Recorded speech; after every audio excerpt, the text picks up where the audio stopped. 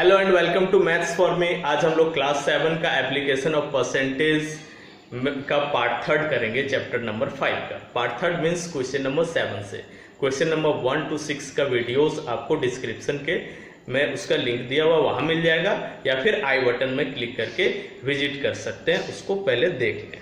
अब आइए देखते हैं हम लोग क्वेश्चंस को। क्वेश्चन नंबर 7 में क्या बोला गया है? क्वेश्चन नंबर 7 में बोला गया Rahul borrowed ₹50,000 from a bank on 1 March 2014 and paid ₹53,150 on 6 October 2014. Find the rate of interest charged by the bank. Rahul जो है वो 50,000 रुपीज बोरो करता है, मतलब उधार लेता है किसी बैंक से, कब? 1 मार्च 2014 को, और पे बैक करता है 53,150 रुपीज कब? 6 अक्टूबर 2014 को।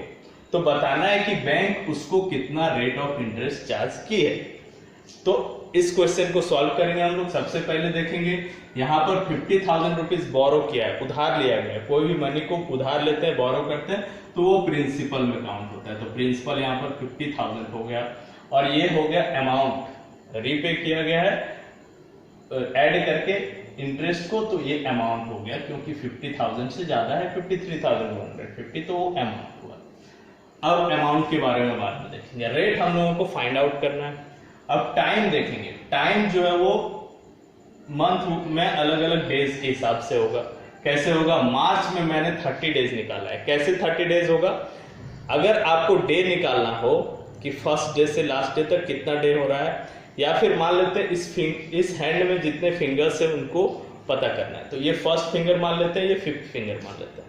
तो तरीका क्या है निकालने का? 5 - 1 4 हो गया, 4 फिंगर्स तो नहीं है, तो उसमें +1 ऐड करना होगा, तब जाके टोटल निकलेगा। तो उसी तरह मार्च में कितने डेज होते हैं? 31 डेज।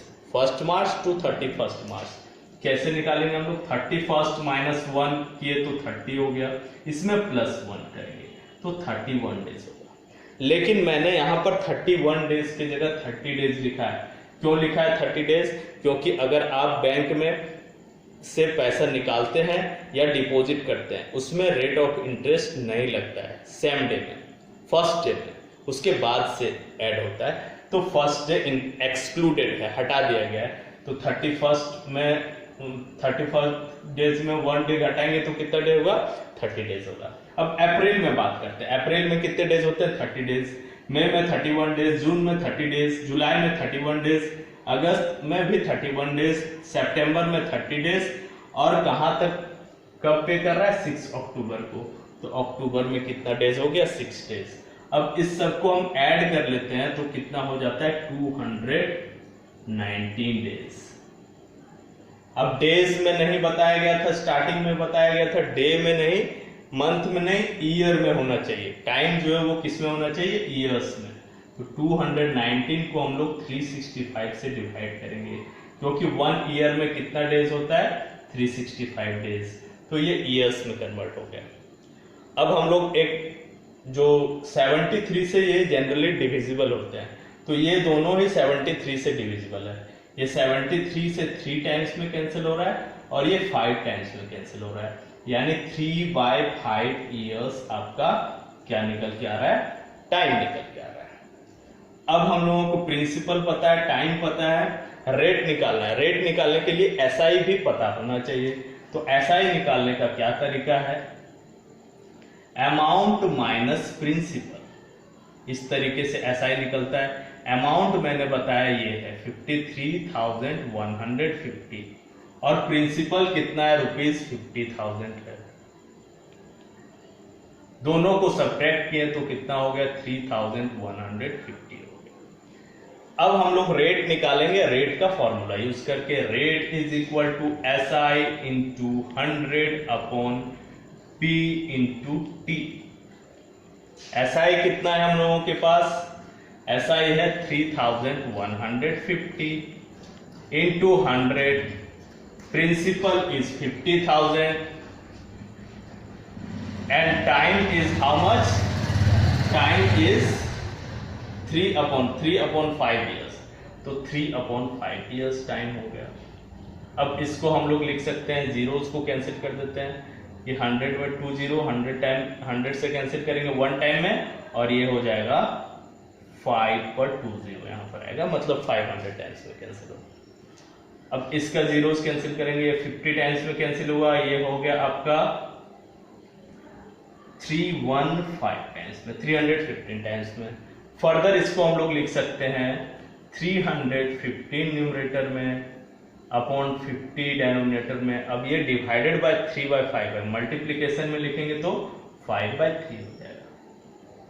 कैंसिल हो रहा है अगेन, 5 से 50 10 टाइम में, 3 से 315 कैंसिल होगा, 3 1 जा 3 एंड 0 एंड 5 105 टाइम्स। तो कितना आ गया 105/10। रेट किस में लिखते हैं, परसेंटेज में। 105 को 10 से डिवाइड किया जाएगा तो 10.5% होगा। This is the answer of 7th number. Now question number 8। Question number 8 में बोला जा रहा है in what time will a sum of money double itself at 15% per annum. कोई भी सम प्रिंसिपल कब डबल हो जाएगा, अपने आप को अमाउंट डबल देगा कब, जब रेट ऑफ इंटरेस्ट 15% होगा। तो यहां पर हम लोगों को टाइम निकालना है, time we have to find out. और क्या दिया हुआ है, प्रिंसिपल को हम लोग एज्यूम कर लेते हैं, गिवन नहीं है। Let principal be ₹P। तो अमाउंट कितना हो जाएगा, अमाउंट बोला है कि डबल हो जाता है। सम ऑफ मनी डबल इटसेल्फ, मतलब अमाउंट है वो वैल्यू डबल हो जाना का मतलब क्या हुआ, ₹2P हो गया। अब यहां पर हम लोगों को निकालना है क्या, टाइम निकालना है। रेट दिया हुआ है कितना परसेंट, 15%। जो चीज नहीं गिवन है वो क्या है, SI। तो पहले हम लोग SI निकाल देते हैं, सिंपल इंटरेस्ट निकाल देते हैं। कैसे निकलेगा, अमाउंट माइनस प्रिंसिपल करके। अमाउंट है ₹2P और प्रिंसिपल है ₹P। दोनों को सब्ट्रैक्ट करते हैं तो आता है ₹P। अब हम लोग यहां पर टाइम का फॉर्मूला यूज करेंगे। Time is equal to SI into 100/P into R, ये फॉर्मूला हो जाएगा। SI कितना निकाले, ₹P इंटू 100 अपॉन प्रिंसिपल कितना है, वो भी ₹P है, into rate is how much, rate is 15%।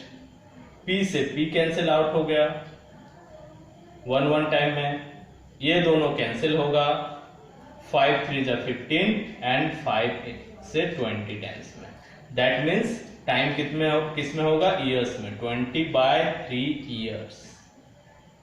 अब 20/3 ईयर्स है, इसको अगर हम लोग ईयर और मंथ में कन्वर्ट करें तो क्या हो जाएगा, 20 पहले हम लोग मिक्स्ड में कन्वर्ट कर देते हैं तो ये हो जाएगा 3 6 जा 18 होता है, रिमाइंडर 2 बचा, 2 न्यूमरेटर में और 3 डिनोमिनेटर में, इतना ईयर्स हो गया।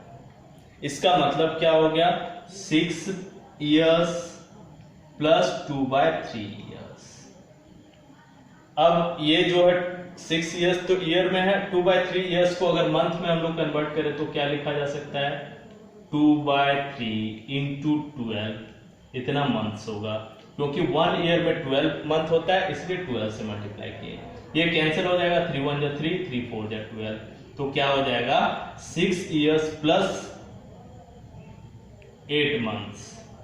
That means 6 years 8 months is the answer of this question, question number 8. Now question number 9. Question number 9 में बोला गया in what time will the simple interest on ₹400 at 10% per annum will be the same as the simple interest on ₹1000 for 4 years at 4% per annum. दो simple interest को relate करना है। क्या बोला है कि कितने टाइम में एक सिंपल इंटरेस्ट ₹400 पर मतलब ₹400 प्रिंसिपल हो गया, तो ₹400 प्रिंसिपल है पहले केस का, पर 10% पर एनम के रेट से यानी रेट कितना है 10% है। 10% पर एनम के रेट से कितना किसके इक्वल होगा, विल बी द सेम, मतलब दूसरे केस में इक्वल होगा। दूसरे केस में प्रिंसिपल कितना दिया हुआ है, ₹1000 दिया हुआ है, और रेट ऑफ इंटरेस्ट कितना दिया हुआ है, 4% दिया हुआ है, और टाइम कितना दिया हुआ है, टाइम इज 4 years। तो बोला जा रहा है कि एक सिचुएशन ये है जिसमें प्रिंसिपल रेट और टाइम मिसिंग है, दूसरे में प्रिंसिपल रेट और टाइम है, दोनों में सिंपल इंटरेस्ट सेम आता है। तो दोनों का सिंपल इंटरेस्ट हम लोग निकाल देते हैं। इसका टाइम को एज्यूम कर लिए, नहीं दिया हुआ वो निकालना है, इसको टी एज्यूम कर लिया टाइम। तो सिंपल इंटरेस्ट निकालते हैं इसका, एसआई का formula P into R into T हो जाएगा अपॉन 100।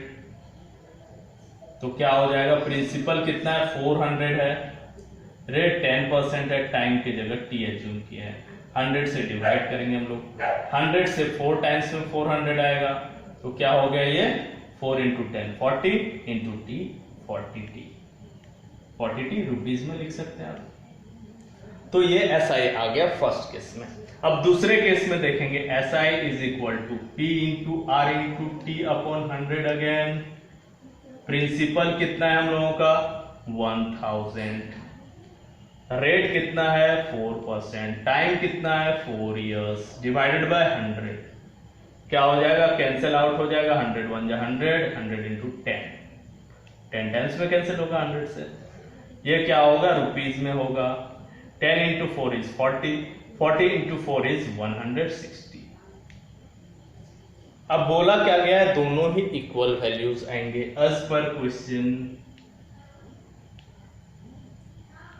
क्या हो जाएगा, 40t का वैल्यू इक्वल होगा 160। तो टाइम का वैल्यू निकल जाएगा 160 अपॉन 40, मल्टीप्लाई में इधर आके डिवाइड में हो गया, कैंसिल हो गया, ये 1 टाइम में और ये 4 टाइम में, 40 से दोनों को कैंसिल किया। So time is equal to 4 years। This is the answer of question number 9। Now last question of the worksheet number 5, that is question number 10। इसमें बोला गया है mister Jain donates ₹1 lakh to a school and the interest on it is to be used for awarding 5 scholarships of equal value. If the value of each scholarship is ₹1500, find the rate of interest। बोला जा रहा है कि mister Jain जो है किसी school को 1 lakh rupees donate किए, तो उस 1 लाख का जो इंटरेस्ट मिलेगा उसको क्या करना है, स्कॉलरशिप के रूप में देना है 5 स्कॉलर्स को, 5, और स्कॉलरशिप का वैल्यू जो है वो इक्वल होगा, और वो वैल्यू कितना होगा 1500 होगा। तो पता करना है कि रेट ऑफ इंटरेस्ट कितना है। तो यहां पर हम लोगों को गिवन पार्ट क्या क्या है, प्रिंसिपल गिवन है ₹1 लाख, मीन्स 1 पर 1 2 3 4 5 zeros, 1 लाख रुपीज हो गया प्रिंसिपल। और टाइम क्या रहेगा, यहाँ पर किसी पर्टिकुलर ईयर के बारे में, स्कॉलरशिप हर ईयर्स में मिलता जाता है, तो किसी पर्टिकुलर ईयर में time is 1 year, 1 year is time. Rate हम लोगों को फाइंड आउट करना है, तो रेट फाइंड आउट करने के लिए क्या पता होना चाहिए, सिंपल इंटरेस्ट भी पता होना चाहिए। सिंपल इंटरेस्ट क्या हो जाएगा, is equal to 5 scholarships, 5 scholarships into ₹1500। 5 scholarships को 1500 से डिवाइड करना है, मीन्स 5 को 1500 से डिवाइड करेंगे तो आ जाएगा कितना, 7500 आ जाएगा। ये क्या हो गया, स्कॉलरशिप का इंटरेस्ट जो मिल रहा है वो अमाउंट, वो यानी इंटरेस्ट का वैल्यू हो गया। अब हम लोग क्या करेंगे, रेट निकालेंगे। रेट का फॉर्मूला क्या है, SI into 100 upon principal into time.